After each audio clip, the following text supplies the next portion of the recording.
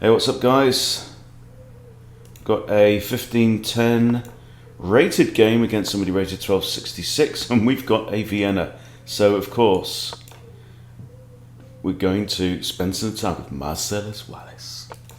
Now I can't remember what to do, but if the pawn takes here I know that I develop knight to f6 and then we play chess. What do you want? Food? I don't know.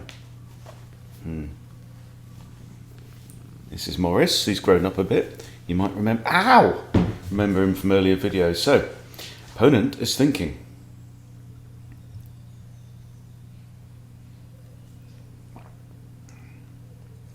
This is vitamin C, ascorbic acid.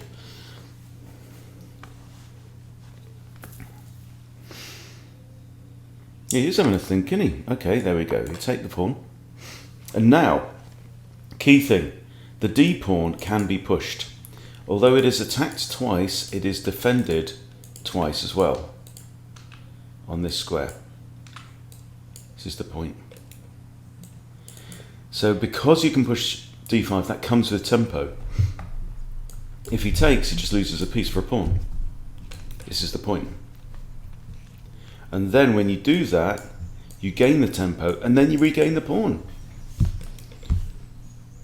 So this is the whole point of the Marsellus. So this is by far the most typical move in the Vienna. A lot of people will play this, which gets into very interesting lines. After queen g4, attacking g7. And then sometimes queen here. And then which you ignore, and you attack the queen with your knight. Hee. Very interesting times. But anyway, we've done this, which is completely discombobulated our opponent. And now knight to f6, and he's thinking, what is this devilry?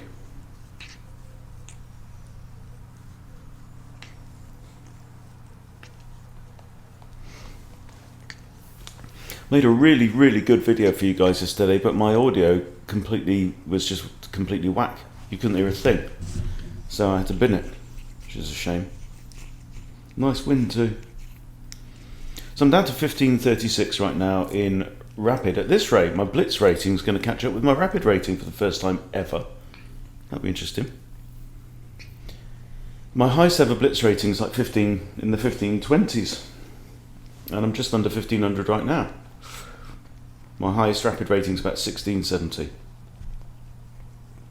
I had a purple patch.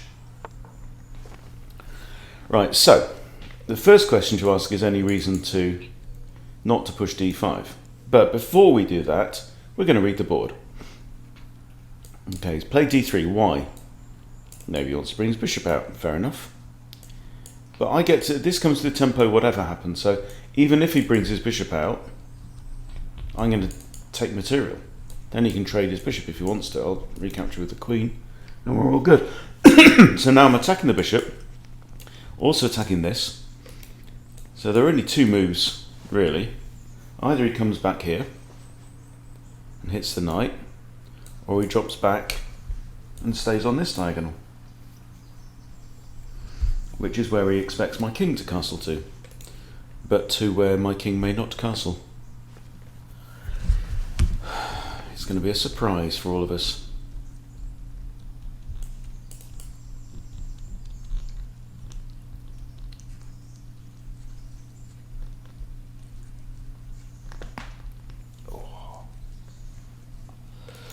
Well, he's using his time, isn't he? Down to 12 minutes 20.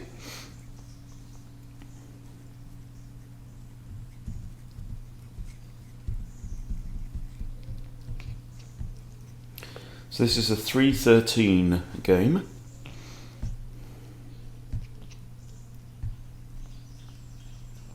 But already a quite comfortable position for black, I think.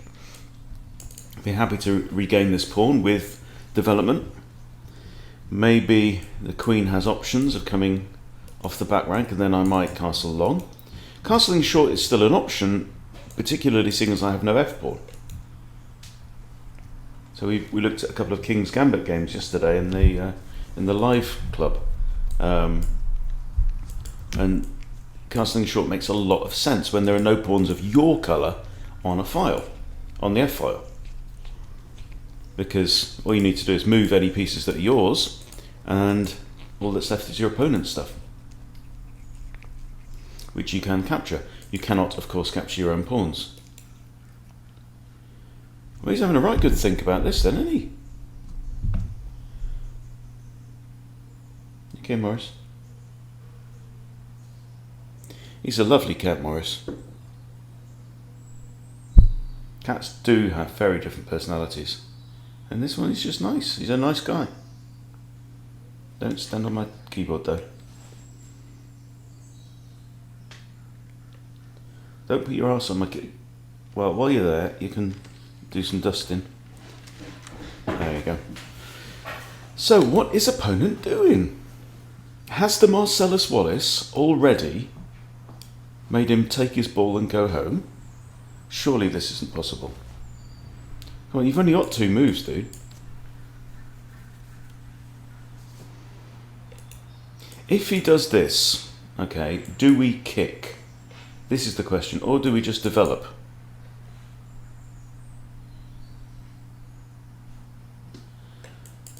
If bishop is here. Okay, bishop's gone there. Well, this bishop wants to take that, doesn't he? Or do we, I think we just take the pawn. Yeah, we take the pawn, and if he wants to go ahead and take the knight, he can do. But now I might develop my bishop first and then queen d6. Something like that. I don't really want him to mess up my pawns if I can help it. So why not develop? Why not get pieces off the back rank? This is what you have to do in the opening. So you think bishop here.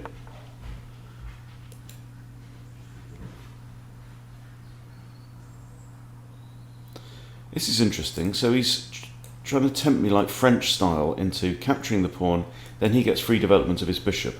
I don't think we should allow that. I think bishop here makes a pile of sense now. My knight is still, sorry, my pawn here is still defended by my knight. It's only attacked once, and that's all right. You see, I'm just looking for any opportunity to get my pieces off the back rank. Now, after 7 moves, I've got all my pieces off the back rank because I've developed, well, 2 pawns. I'm ready. 1 more, 2 more moves, castle, and that's completed development in 9 moves, when 8 is the quickest you can possibly do. So, very happy. If he takes here, I'll simply recapture with the bishop. I might even put my queen here. That's also an idea.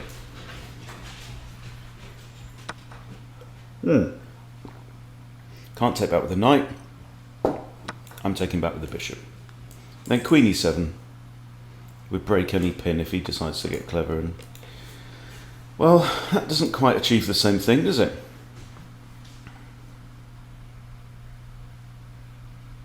Yeah, can't go there because bishop takes, can't go there because pawn. Doesn't leave me too many things to think about, does it really? Queen e7's very likely move now. Comes with check, and then allows me to castle. Or I could simply castle short now, protect the knight with my rook. If I do this, he could drop his bishop back. That would be a waste of time. He'll probably bring this knight out and block. I could then pin the knight with my light square bishop if I wish. I kind of fancy... Oof. Problem is, if I castle long, he's still got this, hasn't he? Okay, let's go short. Let's go short just for fun. And now I just need to move my queen. Okay. Queen here is a thought. It doubles up with this bishop there. My knight is defended by this. Queen here, does it do much? I mean, it pins my knight. But then queen here pins this knight. Or a6 kicking the bishop might prompt the bishop to take my knight, then I recapture with a pawn, opening up the b file, then discouraging white from castling long, which he may not want to do anyway. So what else have we got? I'm going to do that. Oh, hang on. He's just... This knight isn't pinned anymore. I could actually move this knight. I could, for example, put my queen here, then capture this pawn for free, because it's... oh no, it's defended by the queen as well. Right, let's do this move, this idea.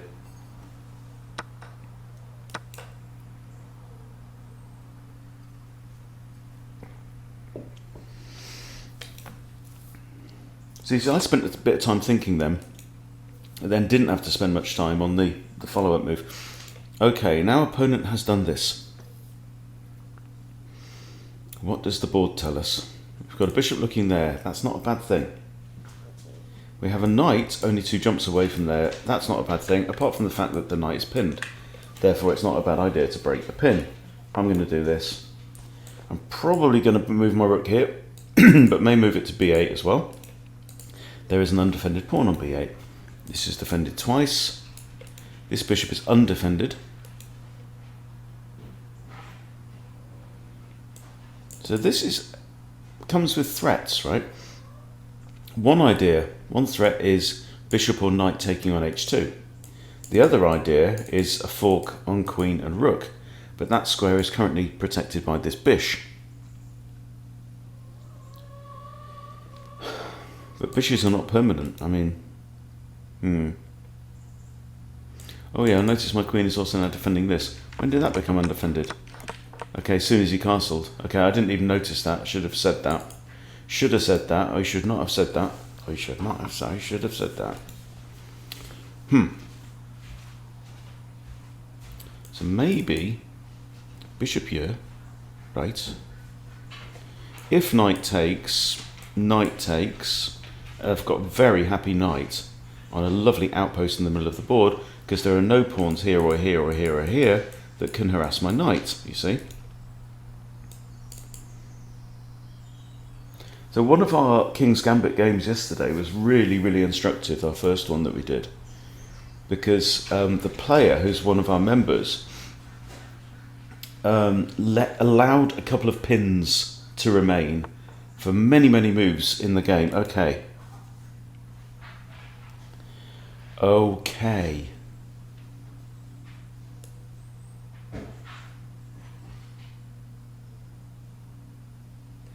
Right. So my first thought is like bishop here, if knight, and then I'm hitting the queen, but it's only a queen, right? I do have this idea immediately. 2 attackers on here, what's he going to do? Is he going to push a pawn forward? I like this idea in general, because, you see, if my bishop moves, I've also got 2 pieces attacking the knight. Yes, it's defended twice, but let's say my bishop moves, and let's say he decides to take with the bishop, right? If I take back with a rook, he takes back with rook, I open up my king. I'm not happy about it. I'd like to move the knight. If I move my knight here, I'm attacking queen, I'm attacking bishop, I'm attacking knight. It's very likely he'll capture. Then I get to put my bishop on that square, which is not a bad thing. And also, my bishop is, if I move my knight, my bishop's defended by rook and queen, you see.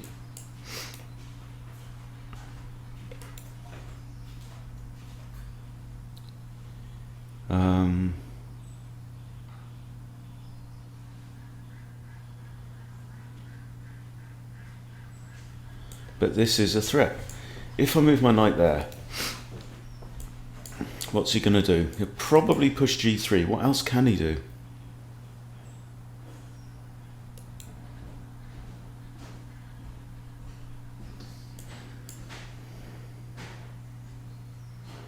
Okay, I'm doing this.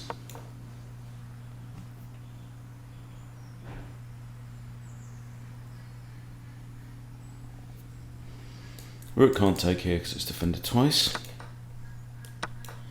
Okay, there we go. If he wants to trade rooks, he can.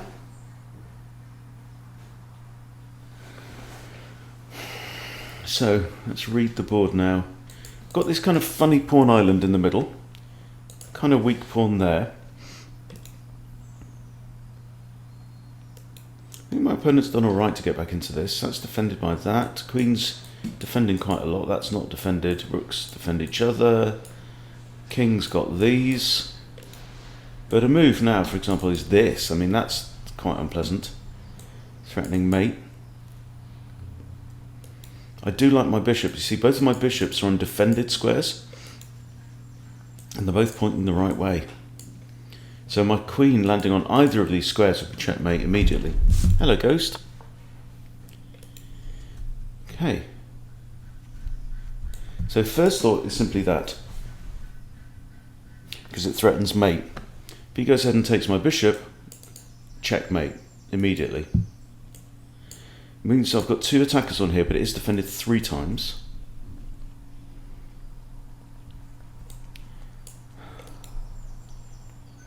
That means I've got 3 attackers on that bishop, actually.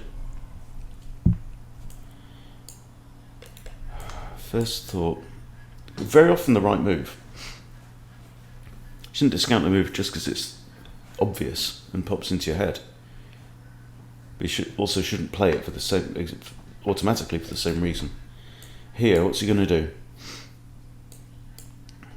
If he blocks with his knight, he loses his bishop. Yeah, I'm doing it. If he gets greedy, he loses. He's got 2 options really, that or that. He can't take the bishop, so he can't remove my queen's support. This doesn't work, still mate. So I think it's g3 or it's knight g3. It can't be knight g3 because I simply take the bishop. So he has to push g3. In which case I might stick my queen in h3, threatening mate here. Yeah? That's another defender of this bishop, by the way. That's like the most defended thing ever. g3 has to come.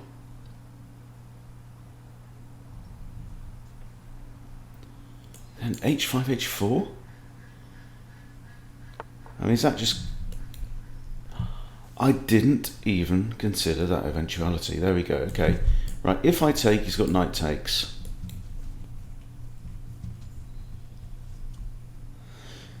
I believe h5, h4 is my best hope. I do.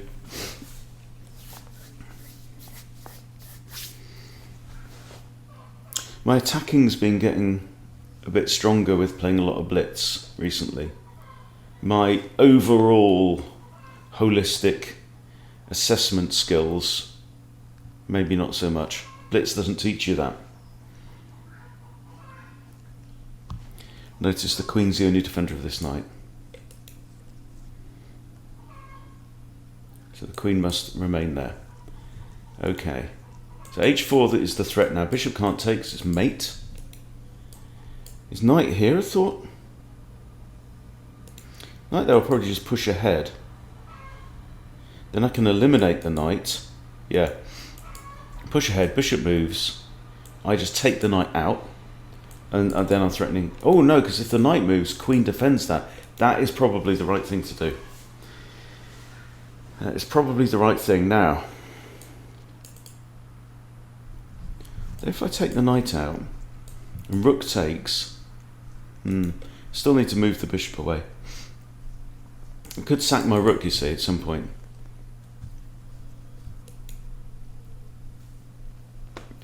But if the queen's going to defend g2, she has to stay on the second rank.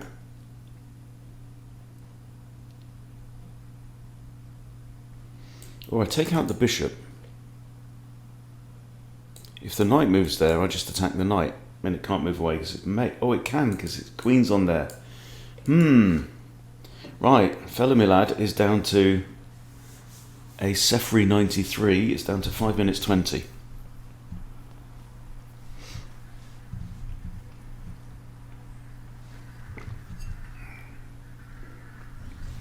He needs to find something, but I think he might have it with this.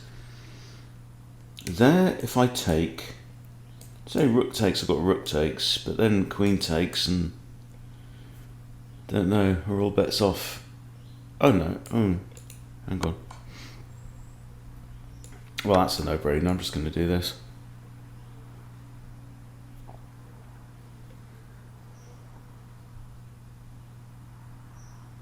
Put the time pressure back on my opponent. Yeah, we did consider this. Oh, we didn't. I did it in my head. Think if he wants to eliminate... I don't think the rooks are meaningful moving parts here. So let's go back to this idea. I attack... So what he's done now is he's missed the opportunity to play this. So I attack the bishop. Bishop can't move.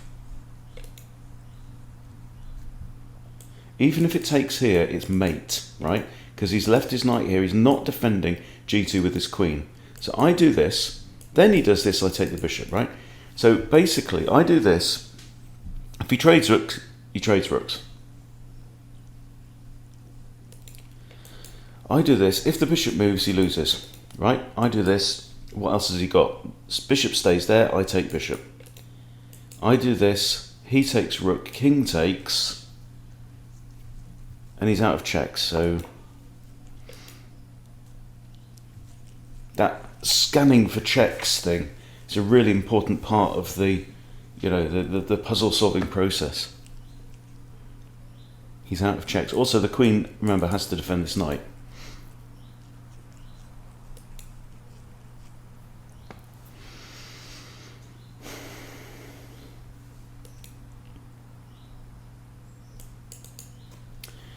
Always satisfying when you get a Harry attack, when it's the right thing to do. It's very easy to play at the wrong time, but here I think it's good. And I think my big asset in this game happens to be these bishops. So it might be interesting to go back to the start and then review how did those bishops get into good positions. And that really comes down to your openings. It comes down to getting your pieces out onto useful squares, right? Just out. There's out and there's out, right? Just getting your pieces out is not, yeah, it's something, right? But there's the big principle which we see in the Chernev book a lot, which we've been working through. You want to develop your pieces onto squares where they're going to be useful, where they're going to stay for some time and exert influence on the board and control squares and restrain your opponent. Oh, there is a counterplay. Now, very interesting. I think I just dropped back. And he's got the same problem. If I drop back to here, he's got knight here. Do we want that? If I drop back to here, the queen takes me. That's no good. I drop back here, knight comes here.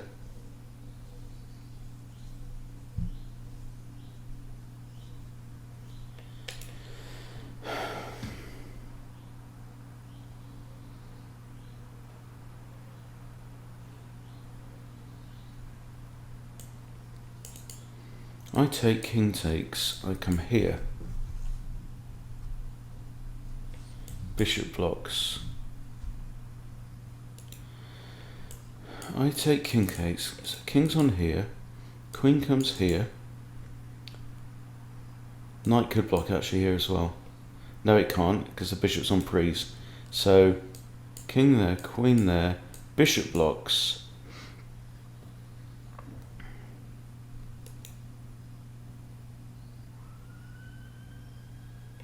Oh, I just dropped my queen. No, I can't do that. Okay, I'm going to try this. Okay. Now I can't take the bishop outright. I've got 3 attackers on it right now. Yeah. Queen here.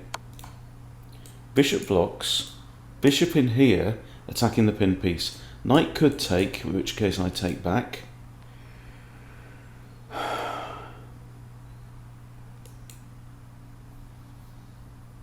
He did very well to find that resource, by the way. Ooh. Right, I think that's inferior. I didn't even consider that move. And the reason is because I now have g5, which immediately attacks the pinned piece again. Bishop takes there, king takes... Nothing in there. g5, what's he got? Bishop's pinned, cannot move. Nothing can take that pawn. Nothing can check me. The ball is back in your court, a-Sefri 93. A-Sefri, whatever, 93.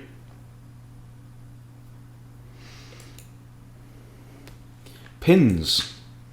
Pins, pins, pins. They are worse than the, what they say, the threat is worse than the execution. You want to get out of, sometimes just stepping out of a pin is by far the best thing that you can do on the board. I'm even threatening to take now with my bishop, maybe attack the queen, but then he's got knight takes.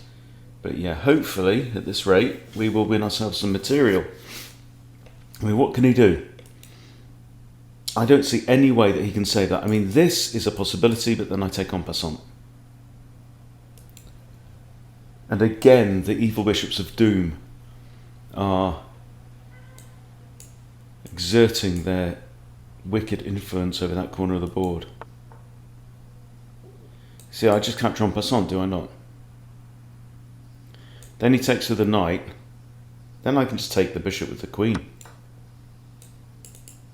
Yeah?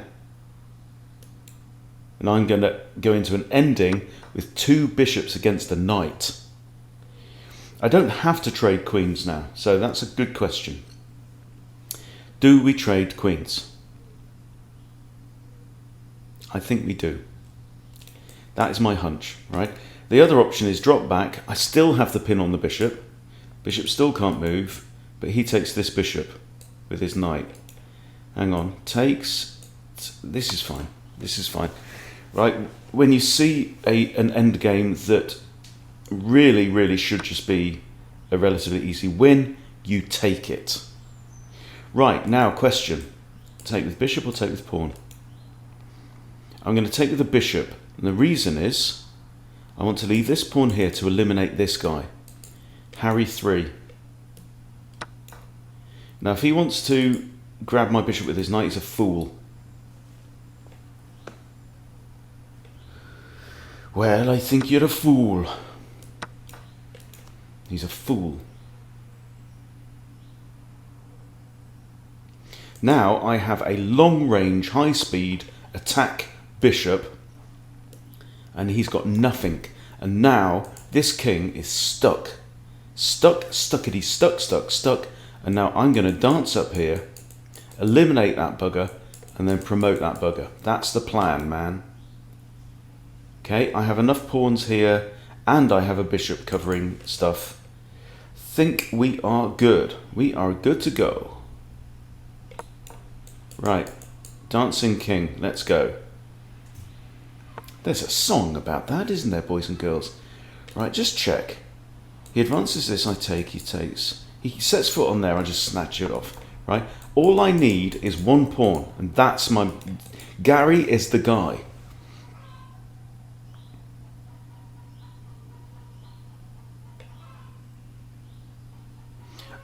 Eddie is not going to survive for the rest of the game, I promise you. Eddie's not going to survive.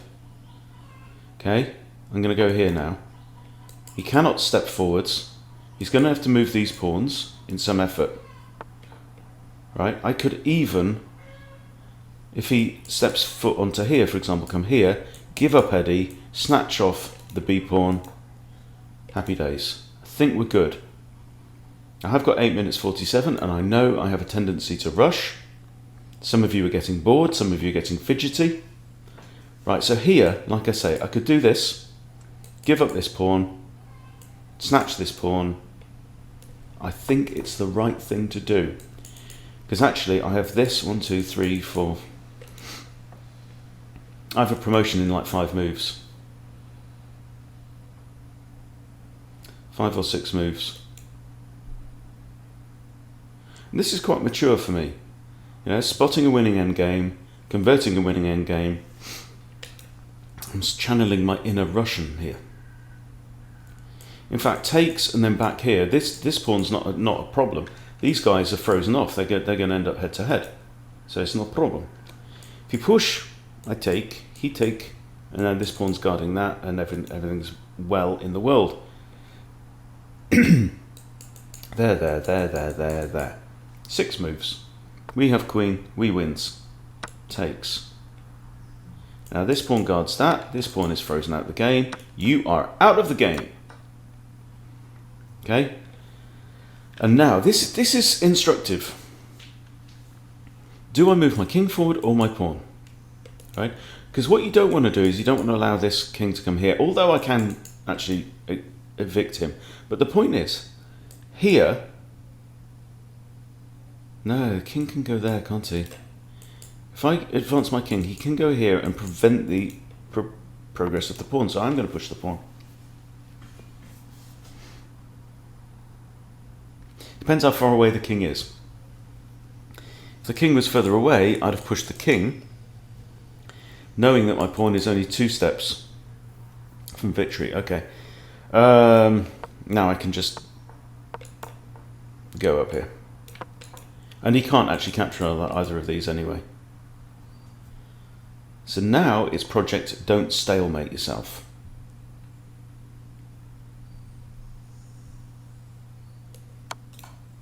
So we want to give check after check.